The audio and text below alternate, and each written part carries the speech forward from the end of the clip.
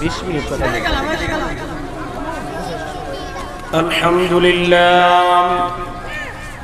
আলহামদুলিল্লাহ নাহমাদুহু ওয়া নাস্তাঈনুহু ওয়া নাস্তাগফিরুহু ওয়া নু'মিনু বিহি ওয়া নাতাওয়াক্কালু আলাইহি ওয়া নাউযু বিল্লাহি মিন শুরুরি আনফুসিনা ওয়া মিন সাইয়্যাতি আ'মালিনা মান ইয়াহদিল্লাহু ফালা মুদিল্লা লাহু ওয়া মান ইউদ্লিলহু ফালা হাদিয়া লাহু ওয়া নাশহাদু আন লা ইলাহা ইল্লাল্লাহু ওয়াহদাহু লা শারীকা লাহু ونشهد أن سيدنا وسندنا ومحبوبنا ومرشدنا ومولانا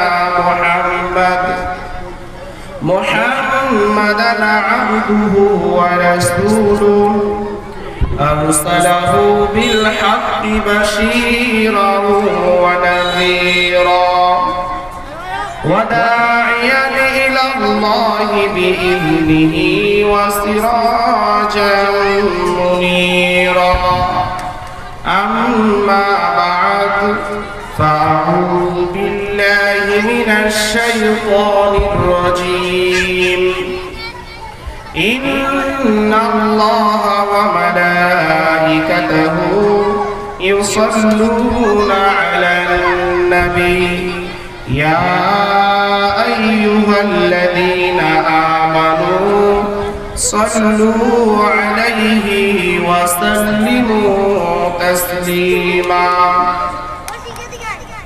اللهم صل على سيدنا مولانا محمد وعلى آل سيدنا مولانا محمد بلغ العلا بكماله كشف الدجى بجماله حسنت جميع خصاله صلوا عليه وآله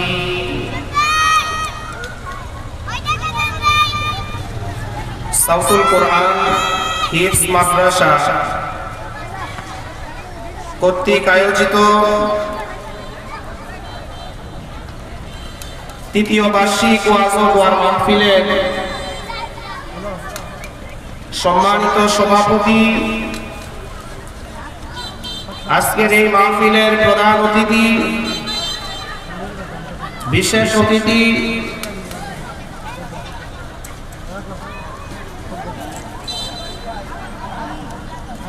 আজকের এই মাহফিলের উদ্বোধক আমন্ত্রিত উলামায়ে কেরাম এবং মঞ্চে উপস্থিত আছেন যিনি সারা বাংলাদেশে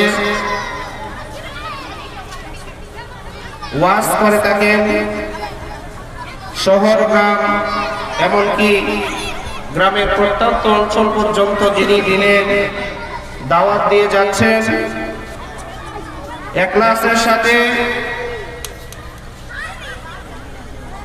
আমার অত্যন্ত মহব্বতের ভাই, আমার বন্ধু,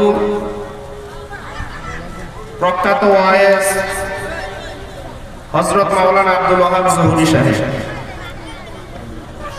তিনি খুব সুন্দর আলোচনা করতেছিলেন। সময় স্বল্পতার কারণে উনি ওনার আলোচনাকে সংক্ষিপ্ত করছেন। আমাকে মাহফিল কমিটির পক্ষ থেকে কিছু আলোচনা করার জন্য তারা অনুরোধ করলেন। আলোচনা তো আজকে যারা আমাদের আমন্ত্রিত মেহমান আছেন ওনারা করবেন, আমরা সকলেই তাদের আলোচনাগুলি শুনব। মাওলানা আব্দুল ওয়াহাব জহুরী সাহেব তিনি যে আলোচনা করলেন, সেই আলোচনা থেকে আমরা যদি একটা আলোচনাও যদি আমাদের ব্যক্তি জীবনে, পারিবারিক জীবনে বাস্তবায়ন করতে পারি, তাহলে আমাদের নাজাতের জন্য যথেষ্ট হয়ে যাবে। এই বর্তমান জামানা একটা ফিতনার জামানা। এই বর্তমান জামানা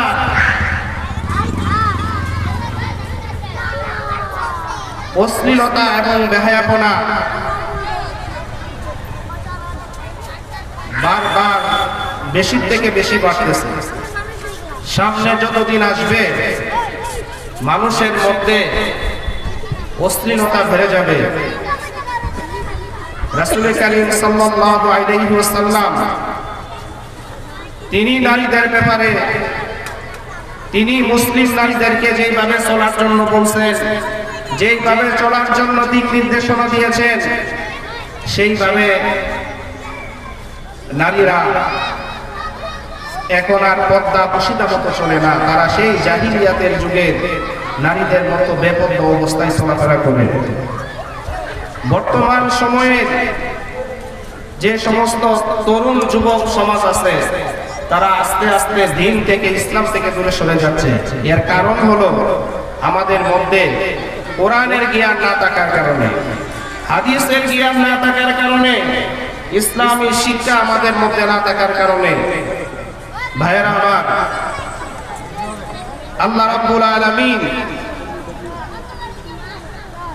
তার প্রিয় হাবিব সাল্লাল্লাহু আলাইহি ওয়াসাল্লামের মাধ্যমে আমাদেরকে জানিয়ে দিয়েছেন, ইলমে দ্বীন শিক্ষা করা, দ্বীনি ইলম, ইলমের জ্ঞান, ইসলামের জ্ঞান শিক্ষা করা, প্রয়োজনীয় ইলমটুকু শিক্ষা করা প্রত্যেকটা মুসলমান নরনারীর জন্য ফরজ। আপনার এতটুকু ইলম, যে ইলম শিক্ষা করলে আপনার বাবার সাথে, আপনার মার সাথে কি আচরণ করবেন, ইসলাম কি বলেছে, আল্লাহ তাআলার নির্দেশ কি, এতটুকু ইলম শিক্ষা করা আপনার উপর আল্লাহ ফরজ করেছেন। আপনার এতটুকু ইলম শিক্ষা করতে হবে, যে ইলম শিক্ষার মাধ্যমে, যে ইলমের দ্বারা আপনার স্ত্রীর সাথে আপনার কতটুকু আচরণ করা যাবে। আপনার স্ত্রী কানি ওয়াজ তো করি, স্বামীর উপরে স্ত্রীর হক, স্ত্রীর উপরেও স্বামীর হক আছে। আপনি জালেম হইতে পারবেন না। স্বামীর পায়ের নিচে স্ত্রীর বেহেশত, ওয়াজ তো খুব সহজ। আপনাকেও আলী রাদিয়াল্লাহু তাআলা আনহুর মতো স্বামী হইতে হবে। আপনি যদি আলীর মতো স্বামী হন, তাহলে আপনার স্ত্রীকে আল্লাহ তাআলা ফাতিমার মতো স্ত্রী বানিয়ে দিবেন। রাসূল কারীম সাল্লাল্লাহু আলাইহি ওয়াসাল্লামের কাছে একজন লোক আসছে, বলছে, ইয়া রাসূলুল্লাহ, আমার মেয়েকে একটু ওয়াজ করেন, সে বিয়ে বসতে চায় না। আল্লাহর নবী জিজ্ঞাসা করলেন, হে মেয়ে, তুমি বিয়ে বসতে চাও না কেন? ওই মহিলা, ওই মেয়ে জিজ্ঞাসা করে, ইয়া রাসূলুল্লাহ, ইয়া হাবিবাল্লাহ, আগে আপনি বলেন, বিবাহের পরে স্ত্রীর উপর স্বামীর কি হক বর্তায়? রাসূল কারীম সাল্লাল্লাহু আলাইহি ওয়াসাল্লাম বললেন যে, তোমার স্বামী যদি অসুস্থ হয়,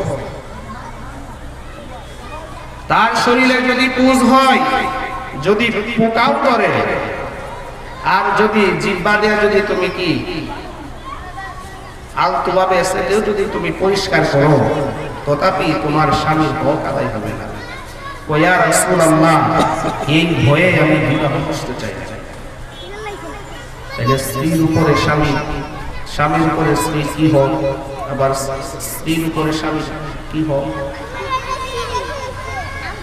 আল্লাহর নবী সাল্লাল্লাহু আলাইহি ওয়াসাল্লাম একদিন নামাজ পড়ে মসজিদ থেকে বের হয়ে চলে যাইতেছেন। ফাতিমা রাদিয়াল্লাহু তাআলা আনহার বাড়ির সামনে দিয়া হাসান এবং হুসাইন রাদিয়াল্লাহু তাআলা আনহু রাসূল সাল্লাল্লাহু আলাইহি ওয়াসাল্লামের খুব আদরের নাতি। তারা এসে রাসূল কারীম সাল্লাল্লাহু আলাইহি ওয়াসাল্লামকে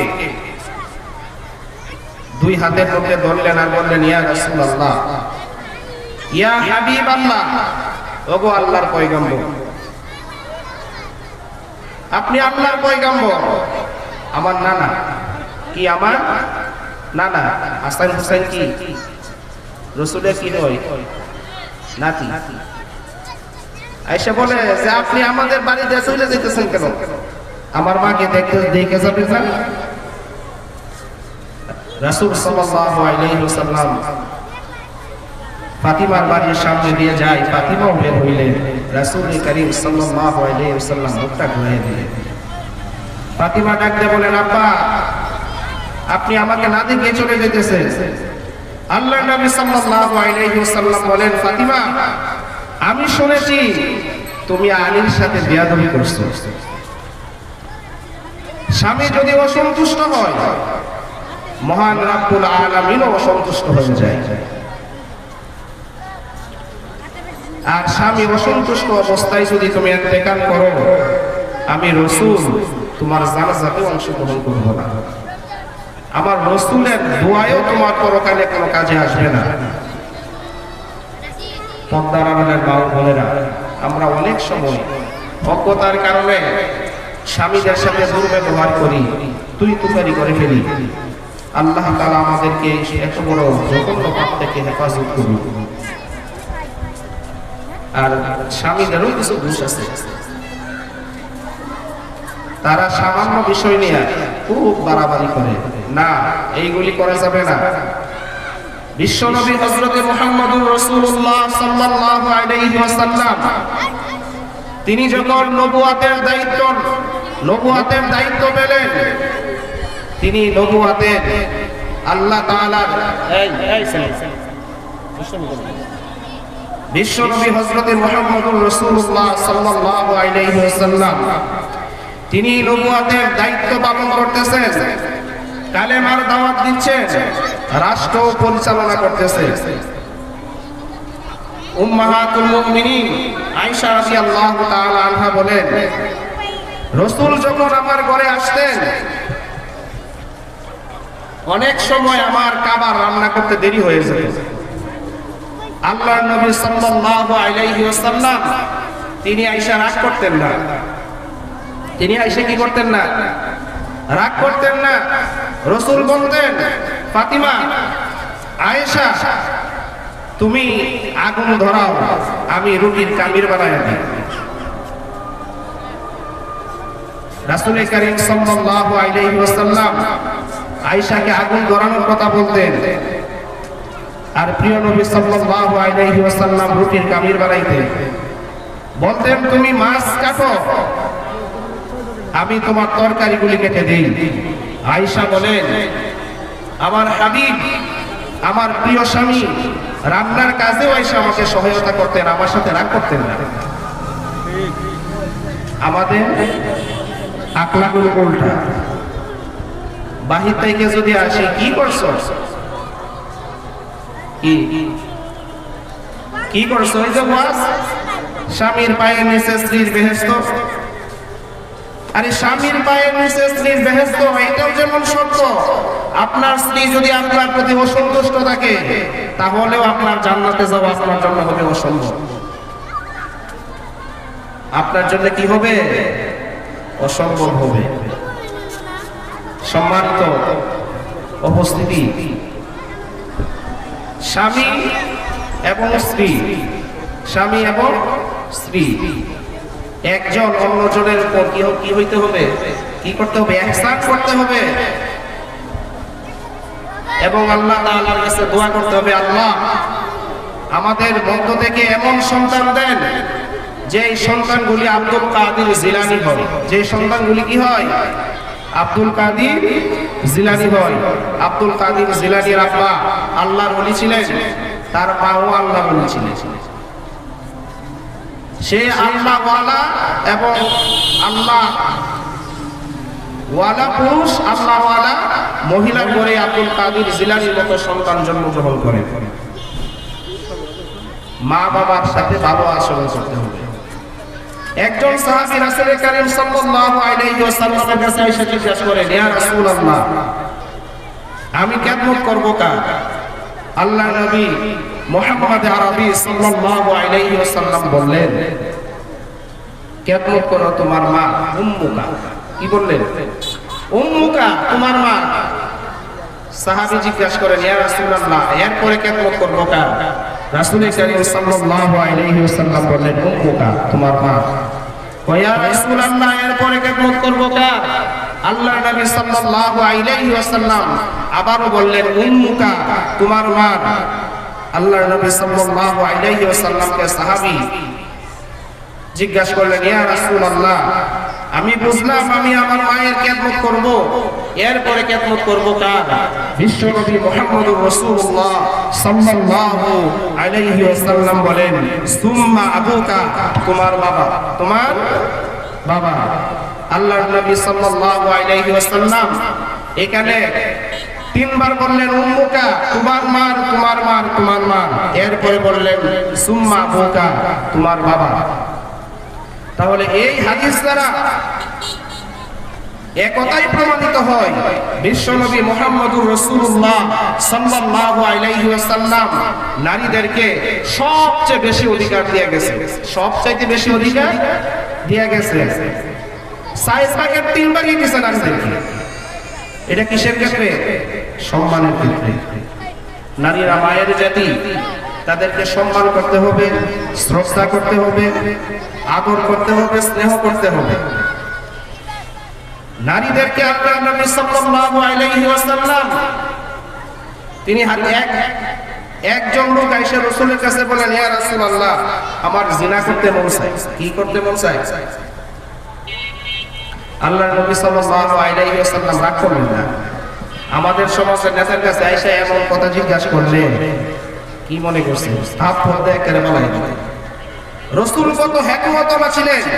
আল্লাহ নবী সাল্লাল্লাহু আলাইহি ওয়াসাল্লাম বলেন, শোনো, আমি তোমাকে কয়টা প্রশ্ন করি, সেই প্রশ্নের জবাব দাও। বলো, তোমার মার সাথে যদি কেউ জিনা করতে চায় তোমার কেমন লাগবে? ইয়া রাসূলুল্লাহ, এটা তো আমি কখনো বরদাস্ত করব না। এবার তুমি বলো, তোমার স্ত্রীর সঙ্গে যদি কেউ জিনা করতে চায় তোমার কেমন লাগবে? ইয়া রাসূলুল্লাহ, তাও তো বরদাস্ত করব না। আল্লাহ নবী বলেন, এইবার তুমি বলো তো, যদি তোমার কন্যার সঙ্গে কেউ এমন প্রস্তাব দেয় তোমার কেমন লাগবে? ইয়া রাসূলুল্লাহ, আমি তাও বরদাস্ত করব না। আমার যদি সব ক্ষমতা থাকে আর আমি যদি তাকে পাই, আমি তাকে হত্যা পর্যন্ত করব, কতল পর্যন্ত করে দিব। আল্লাহ নবী সাল্লাল্লাহু আলাইহি ওয়াসাল্লাম বলেন, হে ভাই, আল্লাহ তাআলা নারীদেরকে কারো মা, কারো স্ত্রী, কারো মেয়ে এমনই ভাবে সৃষ্টি করছে। তুমি নারীদের প্রতি কেন খারাপ ধারণা রাখো? তোমার মা, তোমার মেয়ে, তোমার কন্যা সবচাইতে কি? সবচাইতে স্নেহের, ভালোবাসা এবং সম্মানের এই তিনটা জিনিসের সমন্বয়, তাই নাকি? তাই না? আল্লাহর নবী বলেন, তুমি যার সাথে এই কাজ করতে চাও সেও তো কারো মা, সেও তো কারো মেয়ে, অথবা সেও তো কারো স্ত্রী।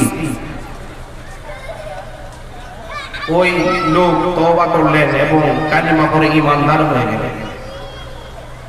সুতরাং নারীদেরকে রাসূল কারীম সাল্লাল্লাহু আলাইহি ওয়াসাল্লাম খুব সম্মান করছেন, খুব সম্মান দিয়েছেন, খুব মর্যাদা দিয়েছেন। ইসলাম নারীদেরকে কি? নারীদের অধিকার প্রতিষ্ঠিত করছে। ইসলাম আসার আগে আইএমএ জাহিলিয়াতের যুগে নারীদেরকে জীবন্ত কবর দেওয়া হতো। সম্মানিত উপস্থিতি, আল্লাহ তাআলা আমাদের সকলকে, আমাদের মা বাবা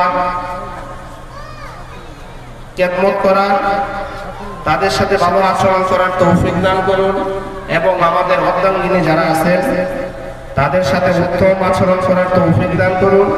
আমাদের কন্যা সন্তানদেরকে এলমেডিন শিক্ষা দেওয়ার তৌফিক দান করুন।